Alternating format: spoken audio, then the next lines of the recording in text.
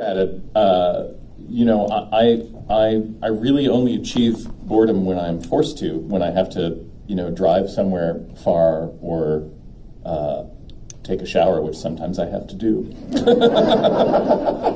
You're welcome. You're welcome. But I mean, I'll tell you what my problem is. It's Twitter. Like, if I just got rid of Twitter, I would have so much more time in my life. I don't even know what I'm doing anymore. It's impossible to have any empty space because there's so many things like Twitter, whether it's a little game on your phone or some kind of feed that's feeding you something, that fill in all the little gaps. And so whether you are, you know, I think for me a strategy that I wish I could say I think about employing the strategy a lot, is to say, all right, I'm going to be on the subway for a while. I'm not going to do anything to occupy my brain.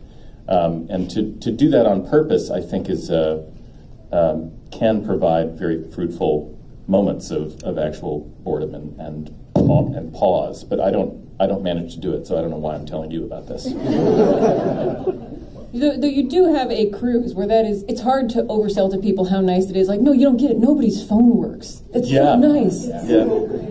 Yeah, being in a place without the internet. Just lock yourself in a tube on the ocean, and, and then your phone won't. Yeah, that's fine. Yeah. Well, and you see so many people sitting down and talking, and the phone, not only are people not sitting at a table looking at their phones, they're not even sitting at a table with their phones on the table, waiting for it to light up. It's like, oh, just 1 second. That's one of the things I like best about the cruise. Yeah. Anyway, book this cruise. Next year, Caribbean. Well, I feel a weird, I don't know if this applies to everyone at the table, but I feel a weird pressure to make my job and my work day resemble a real job, which there's no logic to that. Like, there's no reason I don't need to obey a 9 to 5, I don't need to, but I'm like, well, I need to get up early and go to my desk and answer my emails first, and then I need to, you know, like, putting on shoes helps, is being in the space of, like, I'm doing a job right now, even though I'm in my house, but you have to kind of trick yourself into thinking, like, what I'm doing is work. You know? Is there a moment where you feel like, oh, I've succumbed to a week in sweatpants, and at some point I have to actually pretend like I'm an adult again to maybe be productive? You guys, you wish I were. Yeah, the keyword.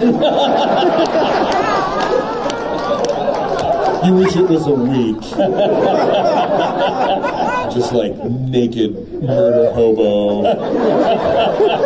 For a month at a time, never leaving my house. Tinfoil over the windows. Twitter injected directly into my eye. You know, when the way I started doing this, I actually this is my first book, and so it was. First, I was like super excited that I was part of this because it is my first book, but I know everybody that's on this panel, so that worked out well. But what I did was I was feeling like I wanted to do something creative. For like 2 years, I wanted to write a children's book, and I wasn't really sure what it was going to be. And so I actually took myself on a little retreat to a place that once I arrived, I realized it was the place that, what is his name on Mad Men? The guy? Don Draper. It's the place that Don Draper has this like meltdown and drives, and then he's sitting on the coast and he thinks of the Coke commercial thing. I was standing there and I was like, oh my God, I just took myself out I'm like on the cliff. I was out in Big Sur. Oh my God, I'm Don Draper. I Don Drapered myself. But it was cool because there was supposed to be limited internet, but it went out and that worked out well. And I decided while I was there, like I just wanted some time to myself because I do feel like even if, you know, you feel like you can't put your phone down to not look at Twitter, just to be in like totally away from home felt like it was a way to like disconnect and actually get to my creative brain. And I signed up for like a painting workshop when I was there, and then it turned out to be not about like, because I was like, yeah, I've always wanted to learn how to paint, but it was more like, and now we're going to explore your deep emotional issues via paint, and I was like, what? and then it actually was really cool, and it was it started out like, yay, I'm doing a fun thing, and then it turned into, wow, there's like all this crap and whatever. But it was so I went through this like weird emotional thing for the week, and I realized a lot of that was preventing me from being creative. And then the internet happened to go out, so it was like total disconnection. And I learned all this stuff, and I had driven up there, and it was like I think it's like a 5 or 6 hour drive. And on the drive home, I was like thinking of all these things that I wanted to paint and thinking of books that I wanted to write. And I came home and actually, remember, Pat, I called you because we were going to San Diego to brew Woot Stout with Stone Brewery.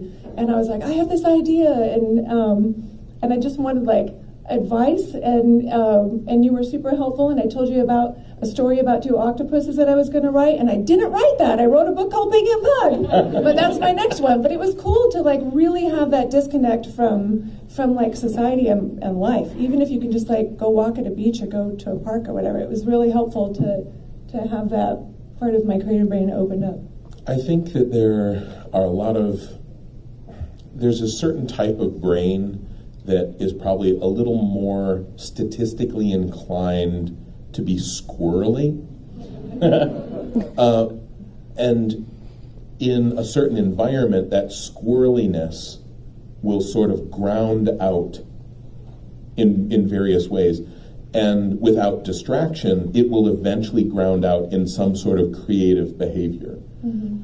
But I think that sort of brain is frequently also more susceptible to all of the serotonin traps that are laid for us these days. Mm-hmm. The Twitter where it's like, well, I wonder what? It's like there's always something new. There's always about to be something new. Maybe not perfectly relevant, but maybe a little relevant, maybe just curious. And these things sandbag me all the time because before they existed, I'd be like, I want to make a map. I want to make a map of my world, another map of my world, another currency system for a country that both will never visit. And maybe they need a whole new language now, like a secret language in their language. And that's just how I operated. And this was all, like, I worked in the computer labs, but all the interneting happened at the university. And why would I have lousy internet in my house when I had great internet at the computer lab and I was paid to sit there? So I would come home and then I would work on my book, or I would play a game, or I would hang out with friends. And I think, again, of an age Rothfuss here, it could be that the young uns, the youth. Just the way you say that makes you sound old. I just got off of your lawn just when you said that. It could be that they, as they are growing up, they are developing defenses against this constant bombardment of information, so that they can navigate this world more effectively, or not. I mean, and there's a lot of scientific evidence or not, because some of this stuff hits a developmentally, forming brain and goofs it up but good. Mm-hmm. I mean, let's just be honest. And what I am doing is somebody who had a fully formed brain, it goofs me up seriously now, and I am largely fully formed intellectually. Like, there's not a lot of new cognitive pathway being laid there. And so I put my team on it. I'm like, I want a big old Frankenstein switch that you can throw in the office that turns off all the internet in my house. Because if that goes off, I won't sit there and keen. I will do anything else. And I will not miss Twitter at all. Yeah. Who missed Twitter on the boat? No, that's the thing. It goes away and you don't miss it. You miss it the first few times you get the itchy thumb. But you have set up this thing, they call it Twitter, because we're pirates. And so basically, it's like Twitter. It's like texting for everyone on the boat. It's tiny Twitter. It's tiny Twitter. But it's like the good part of Twitter, because it's like everyone that's awesome that wants to be at this thing that you throw for everybody every year. It's like when you can't get heroin, so you buy methadone instead. Yeah, it's the same. It's totally the same thing. Locally sourced. But I don't sign up for it. Artisanal methadone. I don't sign up for that because I'm going to spit over here first. I don't sign up for it because I still feel like, in a way, I'll be tethered to my phone. Yeah. And then people are like, but how am I going to get in touch with you? I'm like, you leave a message in my room, just like the old days where you actually call somebody and then I'll get it later, or leave me a note, or we're not going anywhere because we're all in this vessel and somewhere you'll find me. But it's nice not to have that at all. Do you do it? No. Oh, see? Yes. You know, just replace it with like in real life vocal Twitter or Instagram. They actually have a paper Twitter on the ship where just people write like, here's a good quip I thought of today. You're welcome. You just hold up your plate like, look at my dinner! Beautiful! They have a giant dry erase board and they call it analog Twitter, so you can write notes for people on there. My outfit was great. I just run around going YOLO all the time. No filter, no filter. No filter. Never any filter. No kinds of filter. Speaking of no filters, we're going to ask the first person to stand up and ask a question. But your filter is, again, please ask a question, not tell a story. Yes. I cannot see you because there's a laser beam pointed right in my face, so I'm going to assume that there's a person standing right here. I think so. Okay, so my favorite Molly Lewis song is Our American Cousin. Go on. Because it hits me in the feels, and I didn't know it was going to. So I would love to hear from you guys. Is there a story, whether in a song or literature or movie, that hits you in a place and you didn't know it was going to? Deep to start off. I just got hit in the feeling place, so you're going to have to go on without me. Unless you don't have feelings, that's also okay. Yeah, I try not to. I have them, and I just push them down into a little ball right here. This is a no judgment zone. No.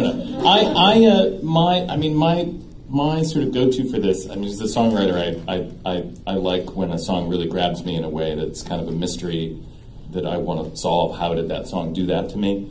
And for me, that song has always been "Famous Blue Raincoat" by Leonard Cohen, which is it takes the form of a letter that somebody is writing to a friend that has betrayed him, and they have a history that is kind of alluded to in these very oblique ways, and it's like you're eavesdropping on this very personal, very difficult conversation, or one side of a conversation in the middle of a very large story. And it's very sad, and it's very mysterious, and I find it so compelling because every time I listen to it, I try to think, well, what's he talking about? What's happening here? What happened to these people? And it's I think it's a brilliant bit of storytelling because you don't really know what the story is, and you are not meant to know exactly what the story is, and so you end up filling in the blanks with, I think, pieces of yourself and what you fear might have happened to these characters, and it's so it's like Mad Libs but for feelings. That's such a great, awful description. Yeah. Sorry, Leonard Cohen. There's a song, I don't know if it's Jason Ritter or Josh Ritter, whichever one is not the actor. There's a song called Josh Ritter, thank you. There's a song called Another New World, which the Punch Brothers actually covered, which is how I found out about it. And it's a story about like a ship's captain who tries to find the top of the world and loses his crew, loses his ship, and has to kind of make all these sacrifices.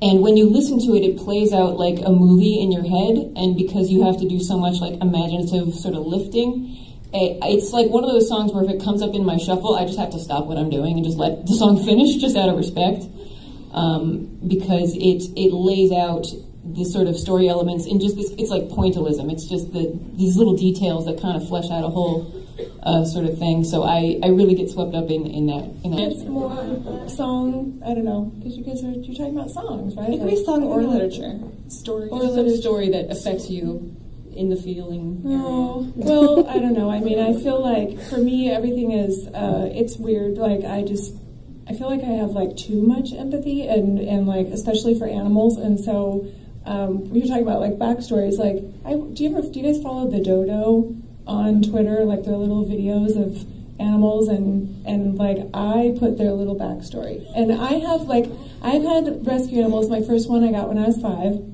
I've had them my whole life. And I have always created little stories in my mind of like what they experienced before, but I always try to make it good because I don't want to think of anything bad. And so like my dog Marlo, who was found in a park when she was like 3.5 months old, and they thought that she probably lived her entire 3.5 months on the streets. I just decided that she was having a really great time, that she was filthy dirty because she was playing and everything was great, but I don't know, it's always been like animal stuff for me. Yeah. So how do you feel about that commercial that uses the Sarah McLachlan song?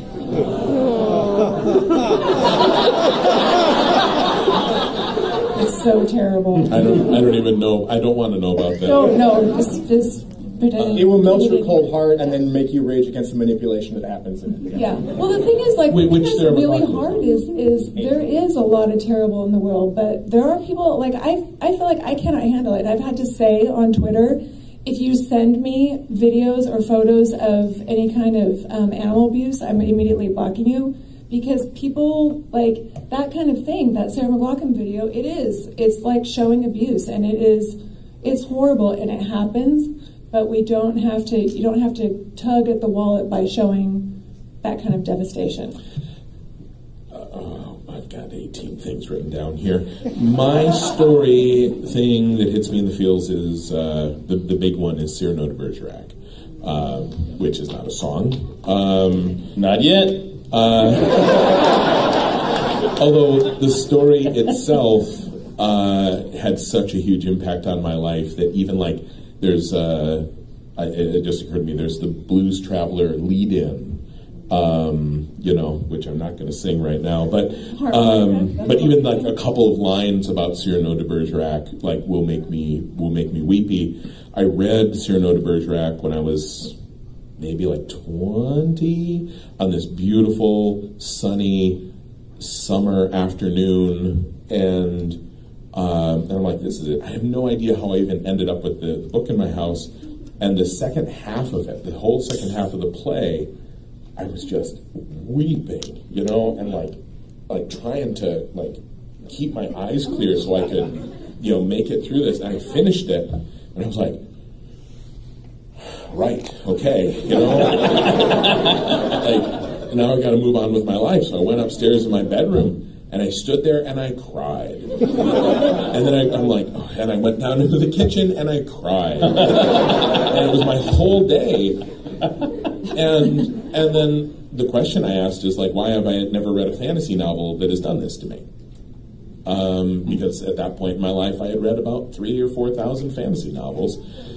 And like, why do I wander into historical drama once, and suddenly there's a big feel punch?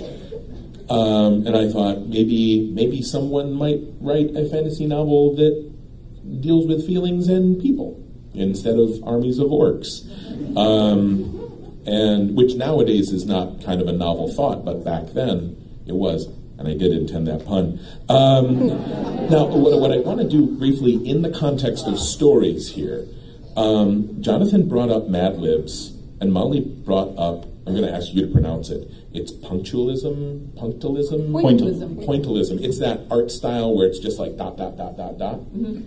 And I'm going to argue, because this is like really central to the way I tell stories, and they both touched on it. And I think actually this is where story truly lives. It's in the spaces in between what is said. Ultimately, all art is a form of pointillism, because you can never show everything. If you get close enough to any piece of art, you put your eye right up against it and you're like, there's no flowers at all. This is just colors and pigment. Or what you were talking about in terms of this Mad Lib. There's like all these questions, and you move into those spaces and you try to answer them. And so you get really invested. That's the game that I very deliberately try to play as a storyteller constantly. where I don't want to describe something to you. I'm going to give a few details, and then I want you to step in and do the rest of the work.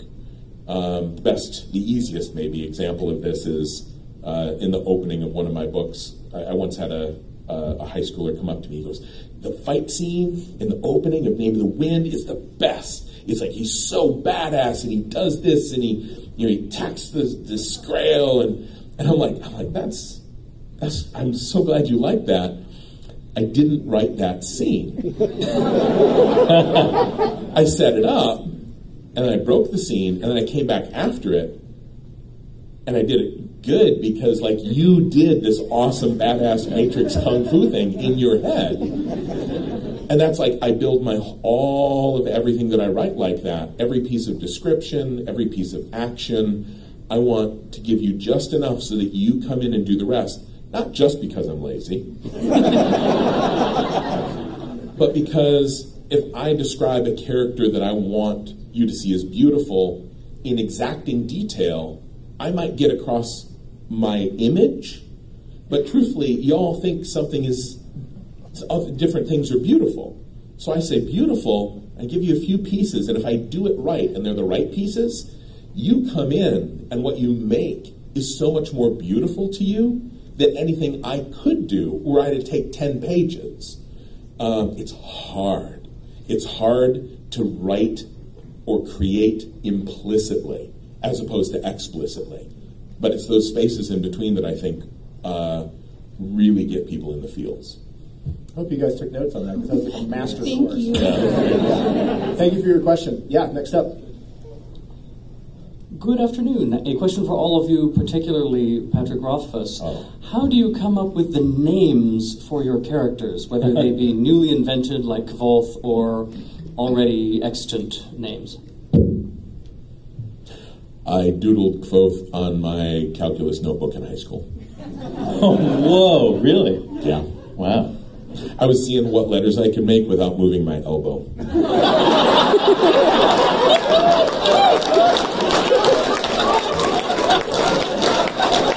That's the secret. Just do that. All the things will be great. And how about Pig and Pug? How'd you come up with those? All the characters in my book do not have a name intentionally because I wanted that thing where a kid sort of filled it in or not fill it in because there's two characters that are not so great and I don't really show their face because I didn't want like a little kid to be like, that looks like David's dad. So I intentionally made them without names. Like they are Piggy, Pug, the boy, Dad, Mom, whatever. Like nobody has a name. So there you go. You have to move your elbow for all of those too. Oh, yes. And I have to move my elbow. I avoid names. I don't like putting names in songs. I don't know why.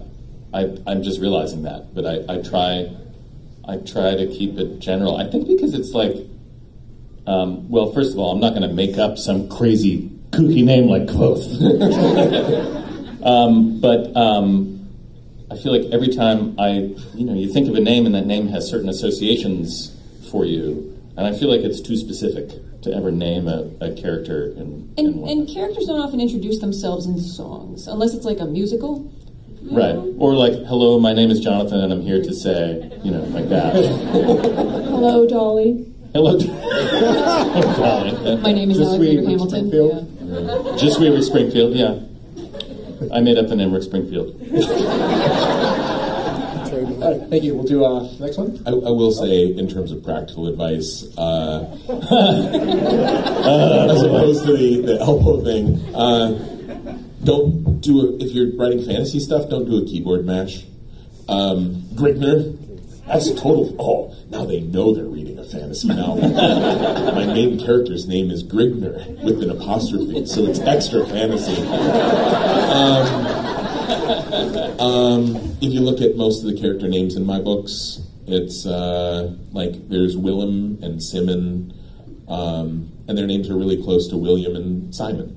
So the English-speaking eye looks at that, and you go, oh, a name, a real name.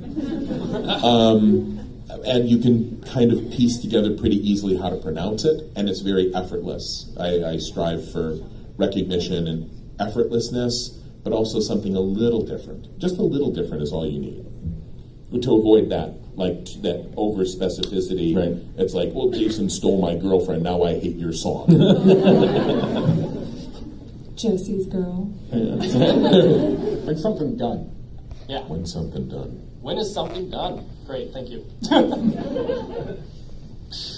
Well, sometimes I will say the answer could be never, if you were not careful. Sometimes it's done when the deadline comes. I mean, honestly, that's a great way of doing it, because you get as far as you can get, and then you have to hand it over, and you will later forget about the imaginary extra 2% you were gonna do, and then I don't know. I feel like it's rare that anything. It's very hard to feel like something is finished for me. I mean, as a songwriter, I guess the song feels done at a certain point after I've been over it a few times, many drafts, a lot of refinement, because it's a thing that repeats in my head. After a while, it's like that's how the song goes, and there does get to a certain place where I can't imagine changing it, because then it wouldn't be the song anymore. It's very clear to me what the song is. But in the recording process, forget it. Like, I could spend years perfecting a thing, and that's very much like, I have spent too much money on this album. I have to stop now. It's money o'clock. It's money o'clock. But that's the post-manuscript part of the process, anyway. Yeah, that's right.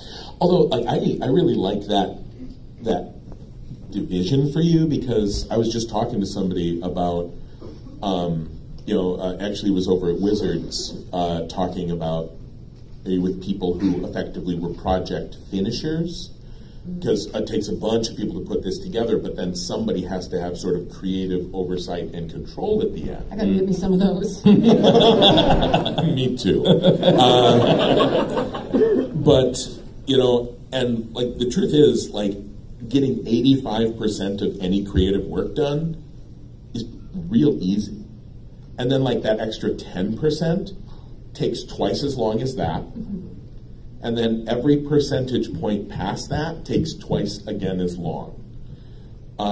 Because to get it from like 95 to 96%, like I spent 50 hours once just looking at every instance of the word that in The Wise Man's Fear. And making sure it was necessary. And at the end of it, I culled 750 superfluous that's out of the book, which is 3 pages. I made my book 3 pages shorter without removing any content. You should publish those pages as like an extra deleted scenes. But see, that's what you're talking about in terms of the edit, the studio. Yeah. That's that, if you're a certain sort of doer, like you will fiddle with it endlessly. And the truth is, the book was better for that, even though no reviewer or reader will ever say, Rothfuss's work is uniquely characterized by absence of superfluous that. It just it makes me think of all the tricks you do in college to make your paper longer, and you choose as a professional to do like make all the period size 14 when the rest of it's size 12. Yep. Did the opposite. Yep. And that was just one of the many things that I searched the book for, because I know I have some conversational foibles, but it's like that final polish. Now all we hear is every time you say the word that. Because I write very conversationally, and that is a placeholder. And once you start thinking about it, you will go crazy. But it's that editing process. Sometimes it's necessary, right? How about you? Are you a fiddler as well? No, I'm a ukulelist. Yeah, those who lock that one up really Oh, it's so worth it to hear the word ukulelist. Yeah. Paul Saborn of Pawn Storm called me a ukulele once, and I put it on my business card. No, but I do, I'll agree. Like, the nice thing about songwriting, which is not a luxury, I guess, that you have as sort of long-form writers, but at a certain, like, songs have a structure kind of built in. Like, there's a certain number of verses that are acceptable, and there's a certain, like, there's a bridge if you want to do a bridge, and you can kind of, I sort of outline my idea ahead of time. Like, I want to get from point A to point B in this story. So in verse 1, I need to set this up. In verse 2, I need to set that up. And then a little sort of, have you considered over in the bridge? And I can kind of block out the whole song ahead of time. And at some point, there is kind of this feeling of like, I did say what I needed to say, and all of it rhymes, and I can't mess with it anymore because the whole thing will fall apart because it's this finely knit sort of lattice work. But there's sort of a state of completion where you're like, well, I framed out this quilt, and now the quilt's done, and I'm out of, and there's no more shapes for me to fill in. You can't add another square. I can't. Yeah, there's only so much square footage on this quilt.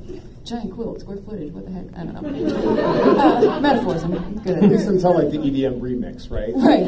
Yeah, release the stems. For me, I self-published, and so I did all this on my own, and it's my first story. And the way I started it was I walked into my husband's office and I said, how do I write a story? How do I start this? And he said, just write everything. Just put it all out there, and then you sort of like narrow down exactly what your story is, and then you sort of scale it down from there. And so I did that. It was over a few months. I mean, my book's not even that long, but it was over a few months because I would go back and I don't know if it's perfect, but it's exactly what I wanted it to be. And I had that time and the luxury because I didn't have a publisher who was giving me some kind of deadline. And then when I looked into how to actually self-publish, I found out that with the book that I wrote for the age range, it has to be a maximum of 24 pages and a maximum of 1,600 words. And then I was like, oh God, I did the whole breaking it down thing. I had to ask what a layout was, and then I did a layout. And then it broke down to exactly 24 pages and 1,600 words, because it got to a point where I was like, I can't cut out anything. Like, I want it, it's exactly how I want it. And I was afraid I'd have to cut it out, which is why I didn't go with a traditional publisher, because I didn't want someone cutting out my story. So it turned out pretty good. That was a great question for the person who I don't think is actually standing there anymore, but it's really hard to tell. We're looking in your dark general direction, so hopefully you're over there still. Thanks, guys. This has some Kermit arms back there. Yeah. How do dreams affect your stories and your process? I'll give Neil Gaiman's answer to this because he gets asked it all the time, and I think it's a really great answer. Dream logic works in dreams. Story logic is entirely different, and if you try to bring dream logic into a story, you are screwed. He doesn't say you are screwed, he says something very British. And it sounds way better because of his accent and because he's so pretty, and I really love Neil Gaiman. But his message is like, don't. Don't, like, whenever somebody comes, they're like, I had a dream and I want to turn it into a book, and I'm like, oh, sweetie. I know that I will say, be careful, but you will not be, and you will go and learn a very hard lesson on your own. Well, but here's your proof of concept. Who has ever had somebody come up to them and say, I had a crazy dream last night, and they tell you their dream, and if that goes on for more than 3 minutes, who has ever been engaged? There you go. Song structure is very different, from narrative in that sense, because you can have a lot more free flow as far as the narrative is. I mean, do you feel like anything? I mean, especially you guys write some pretty outlandish things occasionally. So, has a dream ever come to that? There have been times that I don't remember a lot of my dreams. So I wish I did, because I like them when they happen, but I never remember them afterwards. And I've had numerous experiences where I've been dreaming, and there's a song. And I'm writing a song, and I'm singing a song, or I'm playing a song, and it's a new song that nobody's ever heard before, and it's fucking great. It's really good. I'm like, this is a great song.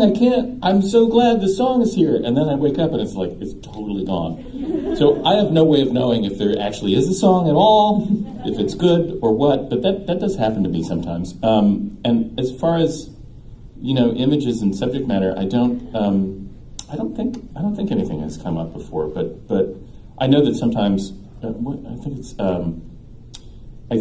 believe the Presidents of the United States of America, that song, Lump, I think that came from a dream. She's lump, she's in my head. That sounds like real logic. Yeah, I also don't remember my dreams generally. I trust that they happen, but like my experience is I go to sleep, smash cut to I'm awake again. And if I did write songs about the dreams I do remember, all my songs would be about my teeth falling out. So just the worst. All the time. But actually the most sort of valuable... Don't write that song. Well, see, now I feel that's I think you should write that song. I think you should. There already is a song about that. Oh, is there really? Who's the one who wrote that song? Oh gosh, it's an EDM pop tune that came out like a year ago, but the first line of it is something about the teeth falling out of my head, and it came straight out of the dream. I can't keep my teeth when I'm with you. Yeah. That sounds like the hookup song in the geriatric home. See, you should go into songwriting. No, but the most sort of valuable time, given that I can't mine anything out of my dreaming time, is the period right before you fall asleep. Like, I recommend like keeping a notebook or something next to your bed, because I've definitely rolled over and been like, that's a great idea for a song, scribble, scribble, and then I wake up the next morning and be like, Warren G. Harding. But it helps me, and I do like voice memos. I'll like hum a little bass line to myself and be like, that sounds terrible when I wake up, but I can at least relax knowing like I've done something. Because Paul McCartney allegedly came up with the melody for Yesterday in his sleep, and so I think every songwriter is chasing that dragon a little bit. It would be nice if that's when the work happened. Yeah. I did once have a dream long before I even started Name of the Wind, where I was on a talk show, and because I was promoting my immensely successful new book, and they said, so when did you come up with the title for this, The First Impression of Stone? And I'm like, and I woke up and I'm like, that's a really good title. But all I use it for is whenever I write something new and I don't have a title yet, I put that title on it thinking, maybe this is it. Oh, let's make this happen. I want to be on that talk show. None of my stuff was from my dreams, but it was just a thing that when I wrote the book that 5-year-old me always wanted. So I feel like it just took 43 years to get there, but I finally got the thing I wanted. Yeah. But my son, actually, it's funny because my son, he is working on a game right now, and the entire thing came to him in a dream, and it is so weird because he did like a play testing of it, and everyone loves it, and he just only had to do little tiny tweaks, and I don't know how that all came to him. He didn't get that from me. I don't know how that happened, but yeah, it's a really cool thing, and it's weird that it came to him in a dream. That makes sense to me though, because dream logic is unusable in the real world, but in game design you can kind of bend whatever logic to true. Go. Yeah, that makes sense. Yeah. I think there's something to be said for what you guys were talking about earlier about being bored and letting your mind go, and what your dreams are doing, which is letting your subconscious turn on something, because that's when your best ideas come at random moments after something in the background's been kicking around, and then gives it to you. Yeah. Is his game about teeth falling out? God, no. Worst game ever. It's a VR experience.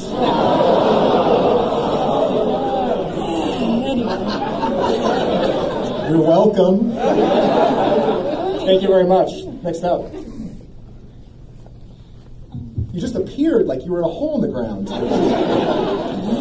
Just out I of feel such curiosity. solidarity for you having to adjust Are the we microphone done so at much more. 2:30? I see a queue of people, by which I mean a line. Big gun game and all. I'm really trying to be like Neil Gaiman, but maybe do we want to try? First off, nobody else get out. But do we want to try to rapid fire these last few, so we can get through more of the questions? Rapid fire, sure. Yeah, short and sweet. Speed round. Yeah. What's your favorite childhood campfire story and why? That one's going to be hard to... I will just say, if the log rolls over, we'll drown, we'll drown. That's all I'm going to say. I I was a fairly indoorsy child. Do you have campfire stories? Because I don't know any. The guy with the hook for a hand and the hook is on the car? That's why you're leaving out. Yeah.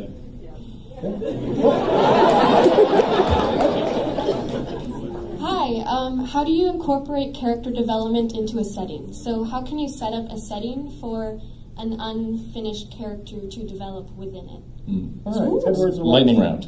Yeah, I can totally do this, not in 10 words or less. If you develop any sufficiently complex and realistic world or setting, it will generate conflict due to its complexity, and the character will be forced to interact with it and make choices, and choices are how characters grow and how they're revealed to the reader.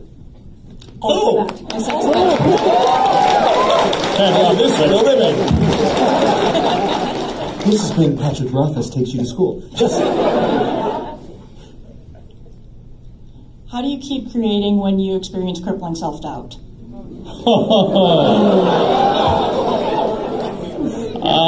did you know? Thank you for triggering the self-doubt. Is it that obvious? I'm going to throw in here. How do you guys do it? We're all going to drink our teeth breaking tonight. Thanks for that one.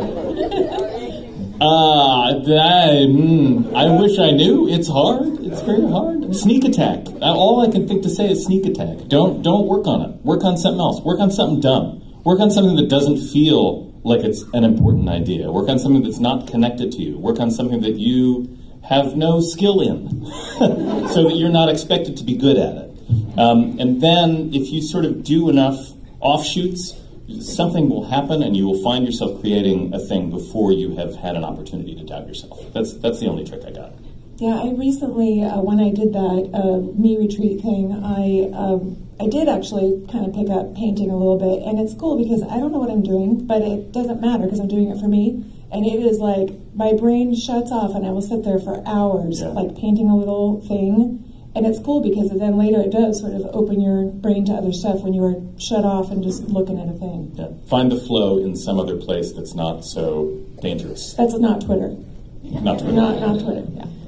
And I'm sorry. And me, hi. And a lot of the sort of self-doubt comes from like this feeling of this thing I'm making is not going to be good enough for other people. And so it's a really useful exercise to try to make something just to please yourself and not consider sort of what other people think about it.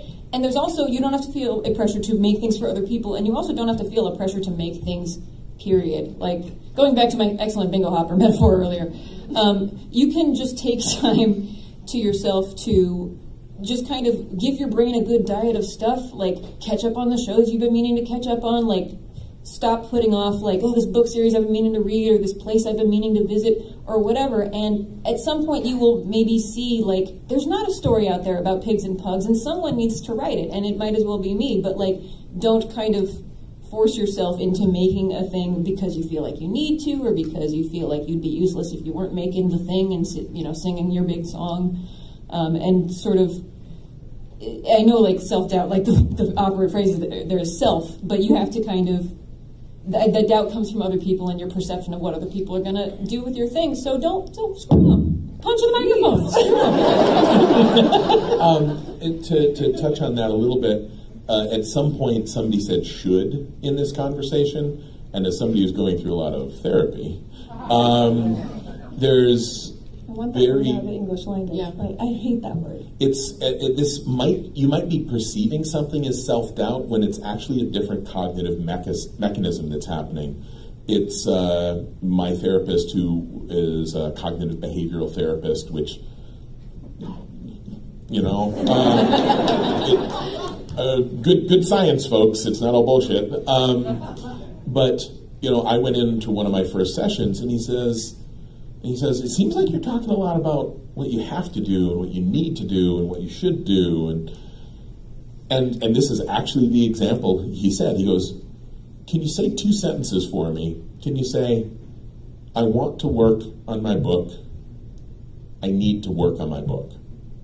And before I even articulated them, I'm like, oh my God, that feels so different in my head. Yeah. Because I used to, like, I used to lose sleep and blow off friends and skip classes to write because I loved it, you know, and that was where my heart was.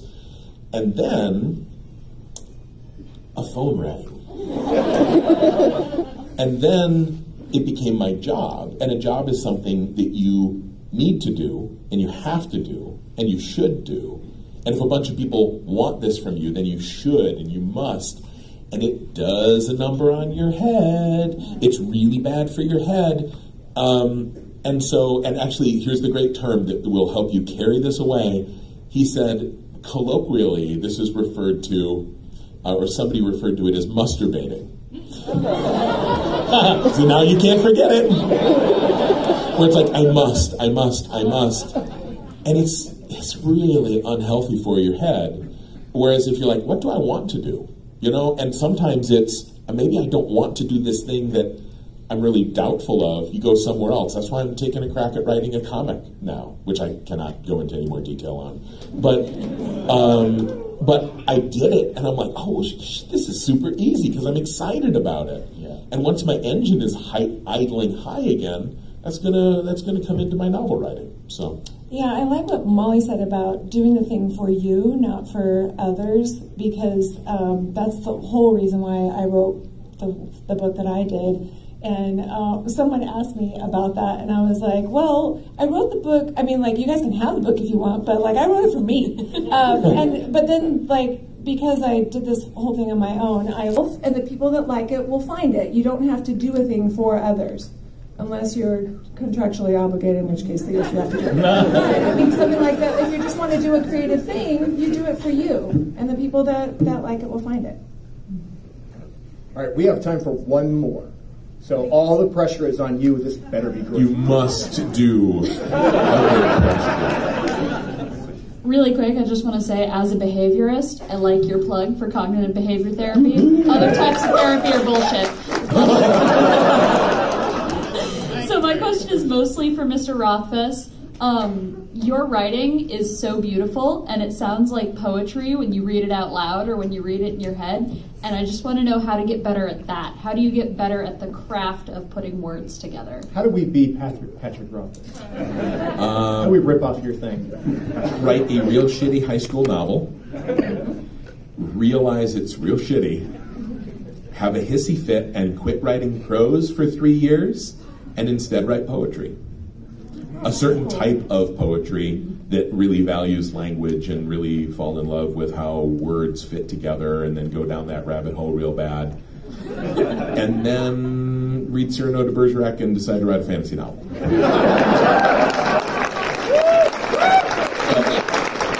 Seriously though, poetry will teach you lessons about the language that nothing else will, so long as you toe the line and don't engage in this free-form bullshit, not really poetry thing. It's free versus not verse. I feel like that's a lot of what songs are. It's like a poetry. I feel like I've heard that before, that so many people, especially like rappers, that it's poems. So it's, you know, it kind of applies in a lot of different. Yeah, and it's a structured framework that makes you fit stuff into it. It's a good way. Yeah. Well, with the poetry though, because with lyric you attach, because songs exist in time. You know, they are paced out, and basically with lyric you are attaching words to this sort of time signature. It'll take to process certain ideas with lyric, but with poetry you have to kind of account for the reader taking their own journey through it, right? Sort of, you have to imagine the thing being read from every angle. Is that accurate? You have to, you know, music, you're right, and I love that you brought up that it exists in time unlike any other art form in many ways. But with poetry and language, you have to be aware that people can read it in different ways, at different speeds, but you can force them to read it in certain ways by use of metrics, by use of like how words fit together. There's like a quantum physics of language that there's like no space to talk about here. But it's, you know, you can start with the metrical feet You know, there's the I think it's Frost. He said, there's his couplet says, "The old dog barks backward without getting up. I can remember when he was a pup." And you just listen to how you are forced to say those words. The first line is all Stokey, metrical feet. The old dog barks backwards. You can't say that quickly or trippingly, but I can remember when he was a pup. That's lively. That's how, like, a puppy jumps, right? And so, like, that is the music you can bring into language if you want to spend your whole life doing it, because there's a reason that Sanderson writes 10 times faster than me. And it's because he's not a language writer. He told me that. I'm like, knock it off. You're making me look like a chump. And he goes, I'm not a language writer, and you are. And I went, oh, good. Oh, it's not just that I'm awful. You're right. Wow. Well, now that we've ended this on quantum metrics, I think that's a good place to wrap things up. Please, Emerald City, give a lot of love for our panelists.